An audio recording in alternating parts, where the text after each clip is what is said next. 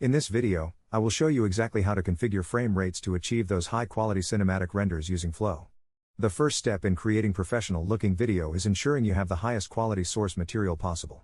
You should always download your finished sequence at its original size, whether that is 720p or 1080p, because this allows you to bypass any artificial layout compression that might degrade your visual clarity.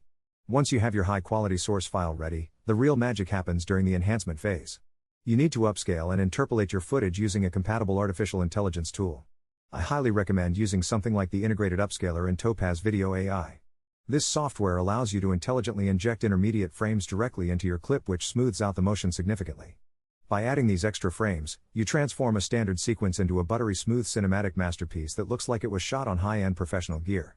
This process effectively bridges the gap between raw digital output and the polished look seen in modern film production.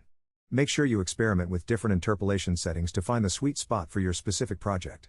Following these steps will give your renders a much more immersive and realistic feel that stands out from the crowd. Thank you so much for watching, and I really hope these tips help you take your video projects to the next level.